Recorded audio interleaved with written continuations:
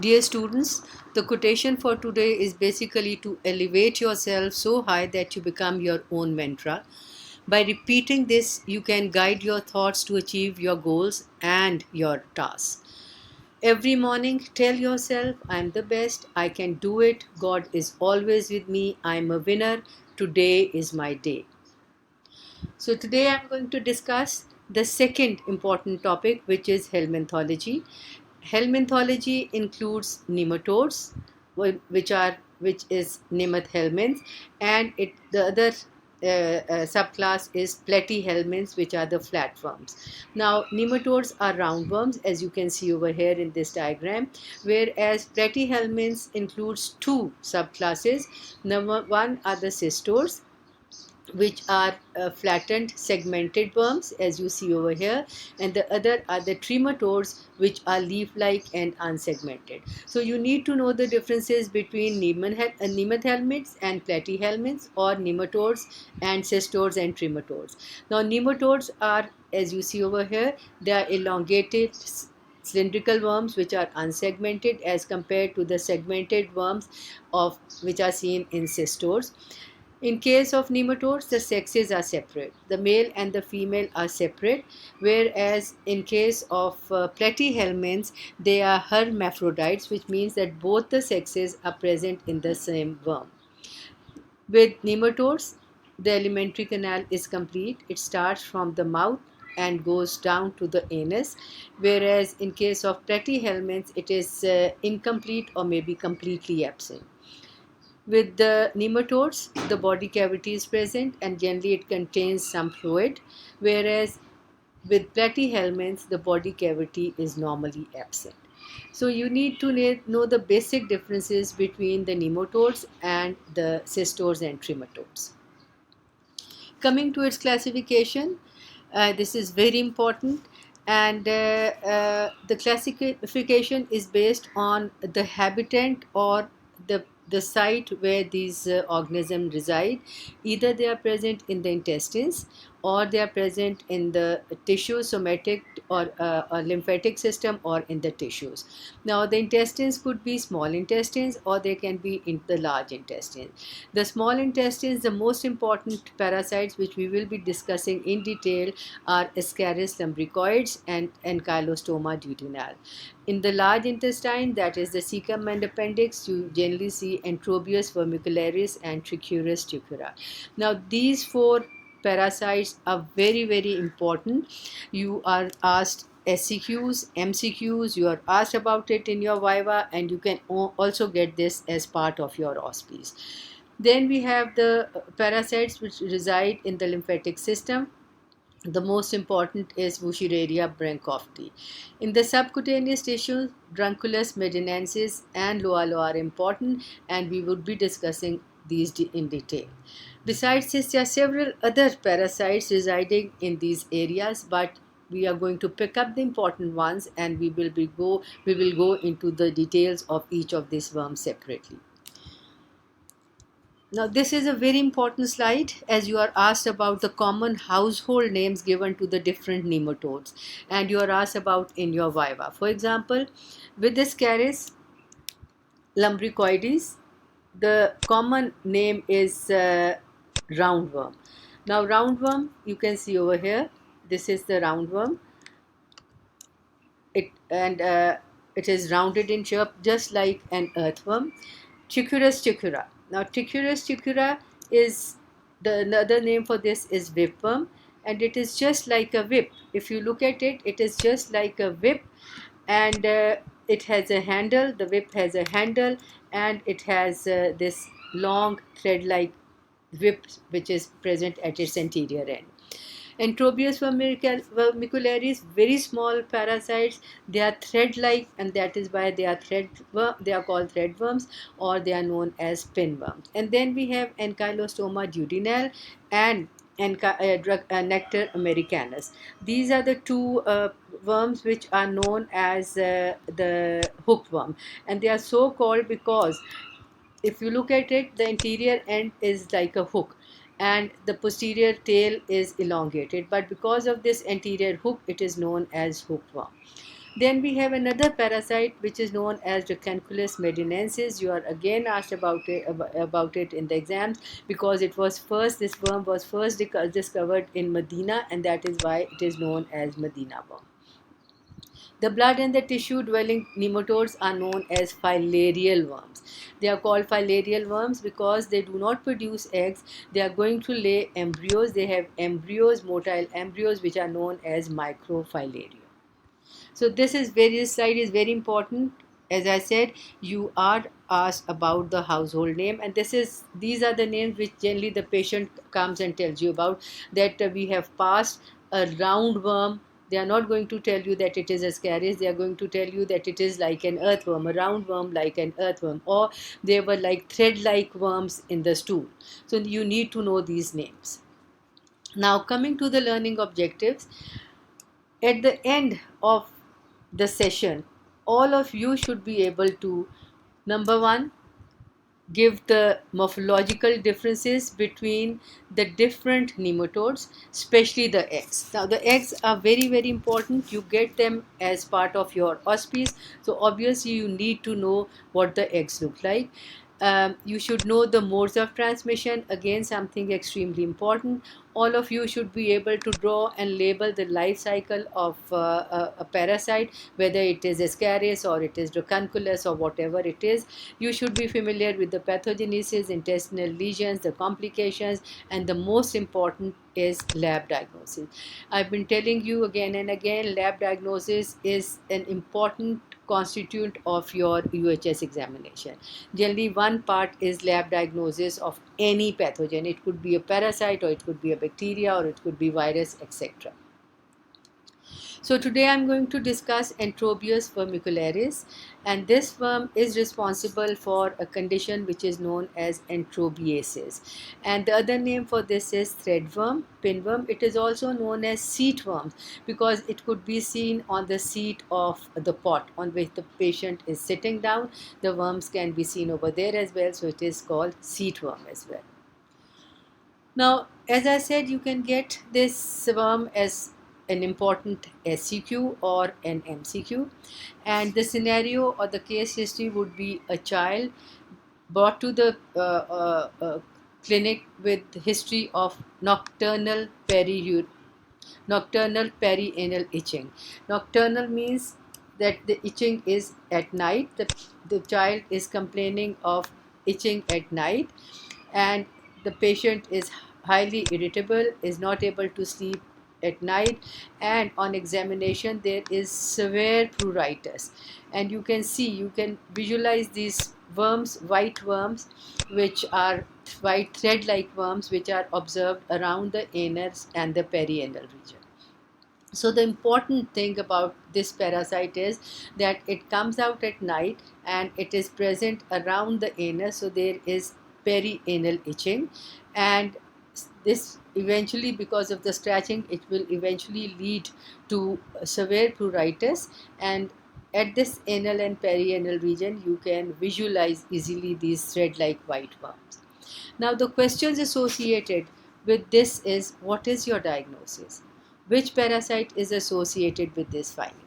Now here I just want to tell you something, that generally diagnosis is different from the likely pathogen. In your exams, if you get this question, what is your diagnosis, then you have to give the diagnosis, and in this case the diagnosis is enterobiasis. The diagnosis is not Enterobius vermicularis, it is enterobiasis or enterobiasis. The parasite is Enterobius vermicularis. So please, you must be able to differentiate between the two and give the correct answer in the exams. The next question is, what are the modes of transmission? Very important. Generally, part of the other question, the scenario is on mode of transmission. Draw and describe its life cycle. How will you detect the adult worm and eggs of this parasite? So coming to the topic, geographical distribution. This is a parasite which is seen all around the world, especially in cold climates. People don't take bath don't bath frequently, and there is less frequent change of undergarments, and that is why this is common in the cold countries. And then again, people who are living together in crowded conditions, like in the third world countries, they also are more prone to this parasite. Infections are seen in school and in preschool children. Man is the only host, but children are mostly infected, and the adult worm is present in the in the large intestine, in the cecum and in the appendix. It is a parasite which resides in the large intestines. Coming to the morphology, if you look at this slide, you will see, you can easily make out the parasite. This is the female. The female is larger than the male. It is the posterior end, you can see over here, it is tapering and finely pointed, and the male is smaller than the female, and its posterior end is curved. So the difference between the two is that in the male the posterior end is curved, and in the female it is fine and tapering. Next, we come to the eggs. Eggs are very important. You can get these eggs as part of your auspice, and you can also be asked about in the exam. Now, these eggs, if you look at this diagram, the eggs are colorless, not bile stained. Some of the eggs are bile stained, but these are colorless eggs because they are present in the large intestines. And the important thing is, although they are oval in shape, but they are asymptomatic. Asymptomatically means that they are more or less flattened at one end, and they are convex at the other end. They are convex here, so this condition is known as plano-convex. These eggs are plano-convex. The shell is very thin and transparent, and generally if you look at it very carefully, you can visualize the fully developed tadpole-like larvae. This is a tadpole-like larvae lying inside this. So they have a tadpole-like larvae. So all embryoted eggs have a tadpole-like larva. This is another slide showing you the egg when this is freshly passed, and here you can see, you can easily make out this larva which is lying like this. This is how it is present, like this. Alright, modes of transmission is very important. Again, it is one of your examination questions.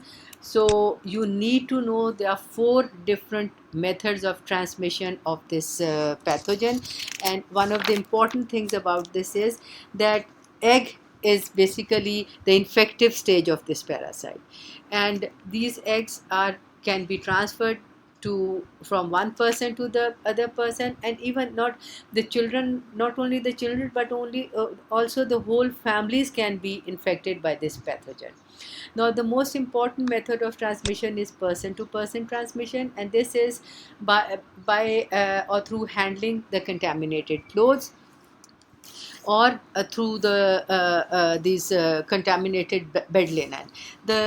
This infection can occur by acquiring the eggs through surfaces also. Contamination of doorknobs or of curtains or of carpets, etc., can result in this ingestion of the eggs of these pinworms. Second are the fecal oral route. Just like other fecal oral route, the eggs are swallowed with food or water. Then, a very important mode of transmission, which all of you must be familiar with, because this is only seen with this pathogen, and that is autoinfection. Autoinfection is direct transfer of eggs from the anus to the mouth. Now, when the gravid female comes out and lays egg at the anal region, there is intense itching, so the child starts scratching himself. The eggs which are laid on the perianal skin can get attached to the finger of the child, and when the child puts the finger in the mouth, then he is capable of ingesting these embryoted eggs. So this is autoinfection, which is direct transfer of eggs from the anus to the mouth, as you can see here in this picture. Then we have retroinfection. Retroinfection is a condition in which this parasite is going to come out of the anus at night. It is going to lay down eggs on the perianal skin. The eggs are going to hatch, larva comes out, and this larva is going to migrate back to the rectum, and from the rectum it goes to the large intestines, and from the large intestine, these large intestine, it is going to develop into adult worm and starts laying eggs again. So this is retoinfection, also seen only with this parasite. So the four modes of transmission which we have done are: number one, person to person, fecal-oral route, then there is autoinfection and retoinfection. Something very important, you're going to get this as part of your SCQ. So regarding the MCQ from this part, autoinfection is seen with, I've just told you that it is only Enterobius which is going to show you autoinfection. Coming to its life cycle, the next important topic from your examination point of view is the life cycle, and the life cycle starts with an ingestion of embryotic egg. Now the egg is the infective stage of this parasite, so there is ingestion of this infective egg with food or water. The egg, this is carried to the stomach, from where it goes into the small intestines. From in the small intestine, this tadpole-like larva comes out. This tadpole-like larva is hatched in the small intestines. It goes into it develops into adult worm. The male fertilizes the female and dies, and the fertilized or the gravid female is then going to move down to the large intestines. It goes down the rectum, and rectum at night it is going to come out of the anus, and it is going to lay down eggs on this perianal area. And a single female is capable of laying as many as 10,000 eggs, which are seen as a heap, as you can see over here. There's a heap of eggs laid down all around the anal skin or in the perianal region. So this life cycle is different because the parasite is coming out at night. This is known as nocturnal migration. Nocturnal migration is when it comes out at night and out of the anus and starts crawling on the skin. When it is crawling on the skin around the anus, there is intense itching, and this is the time when the child starts scratching himself. All right, so the eggs which are laid on the perianal skin are then develop into mature eggs in this moist environment, and they become infected within 4 to 6 hours. Within 4 to 6 hours, this becomes an embryotic egg, becomes infective, and now infection can occur, number one, again by ingestion of these eggs, by autoinfection, by fecal-oral route, or all the other routes which we have discussed so far. And once the eggs are taken in, again in the small intestines, they are going to the larva is going to come out, and it is going to develop into adult worms, and the cycle would be repeated again. So please, this life cycle is very important and you should know what it is. Now you're either asked to draw and label in detail the life cycle, or you're asked to discuss the life cycle in detail. As I said, there is no systemic migration. It's a localized infection where the worm is going to stay in the intestines and it is not going to move out of the intestines. The embryotic eggs containing the tadpole-like larva is taken in with food and water, goes to the small intestines where it is going to hatch. The larva comes out and it develops into adult worm. The male fertilizes the female and dies, and it is the female which is now going to move to the large intestines, and from the large intestines it goes to the rectum, and it is going to come out of the anus, and it is going to lay eggs at the perianal region. The eggs which are laid in the perianal region contain the larval forms, and they are going to mature within 4 to 6 hours, and then again they are transmitted to human. And so this cycle is very, very easy. If they are asked you to if you are asked to draw and label in detail, then you have to label each and every step separately, and you have to give a good diagram of these eggs as well. The clinical features are typical, and as I said, clinical features important because they constitute part of your the stem of your MCQs and your SCQs. The typical symptoms is perianal pruritus, especially scratching around this area at night, and this is going to lead to ulcer formation, as well as there would be bacterial superinfection in the form of ulcers, as you can see over here. And you can easily make out these small white worms at this area. Because of scratching, you can see that the ulcer formation, excoriations, and there is some degree of superimposed bacterial infection. Then there could be perianal and vaginal irritations. Itching can result in insomnia, restlessness, or nocturnal enuresis. Now, what is nocturnal enuresis? Nocturnal enuresis means wetting of the bed at night. The child becomes so restless that he or she starts wetting the bed. So, this is also a very important clinical feature associated with this parasite. Coming, the clinical features. Occasionally, this parasite, when it is there on the perianal skin, in case of females, it can go through the vagina, it can go up to the uterus, into the fallopian tubes, and can finally pass into the peritoneum, leading to peritonitis. And this can result in vulvovaginitis, or the patient may present with pelvic or peritoneal granulomas. Other symptoms I have already discussed. This the child is highly irritable. There may be slight abdominal pain. There may be anorexia, or there may be wetting of the bed, etc. But the important thing is that because this parasite is not going into the bloodstream, so you are not going to see eosinophilia or IgE elevation. Laboratory diagnosis, again, something very important. All of you should be prepared with the lab diagnosis, because this is something you are generally going to see in the exam. So the lab diagnosis is also, in this case, the diagnosis, lab diagnosis, is slightly different.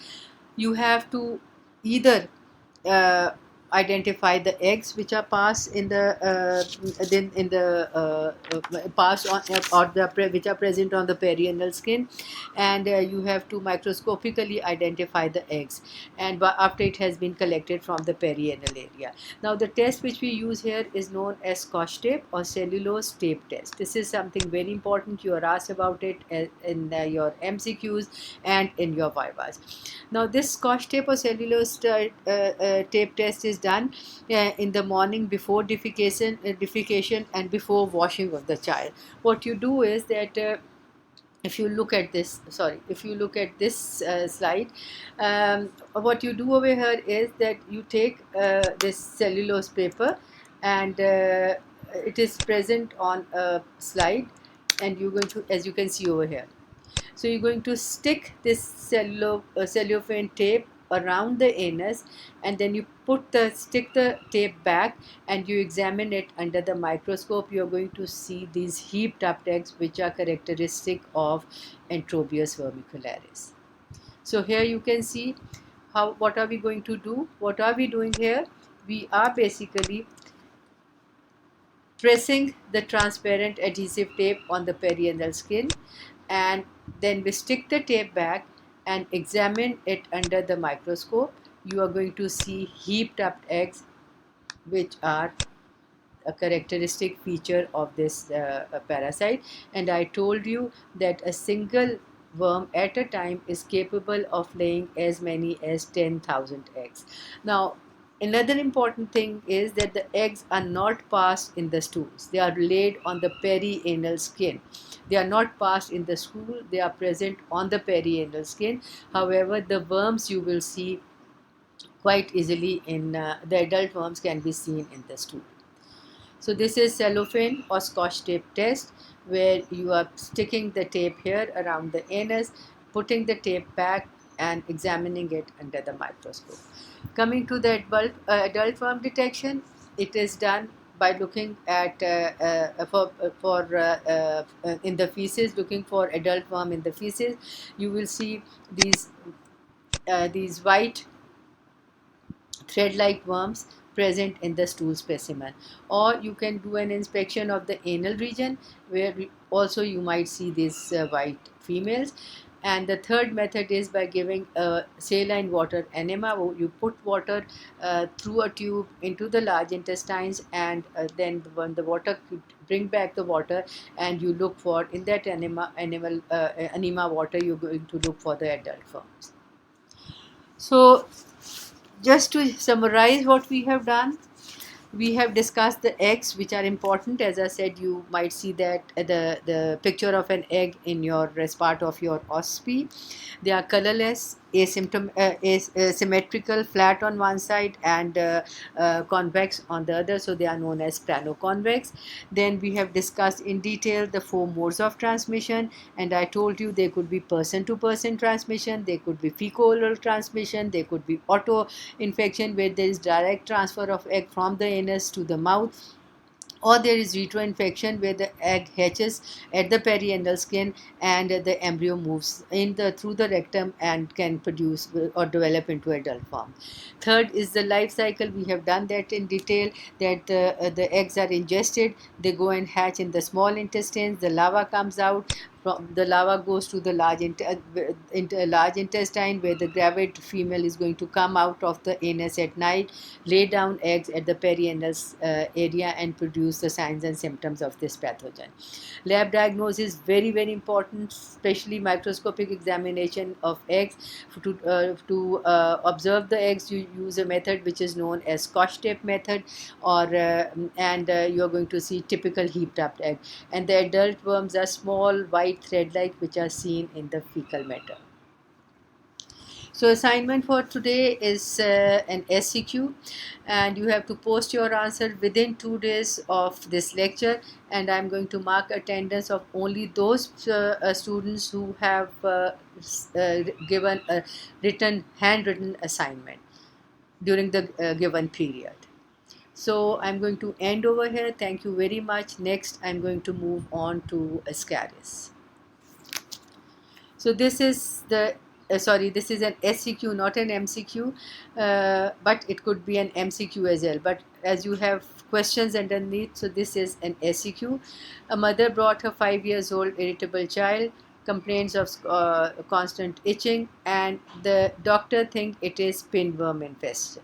So if it is pinworm infestation, until and unless you know what pinworms are, you will not be able to answer this question. How will we confirm the diagnosis? Draw and label its life cycle and list its various modes of transmission. Enlist. You don't have to give the detail, you just have to enlist the various forms of transmission. Thank you very much.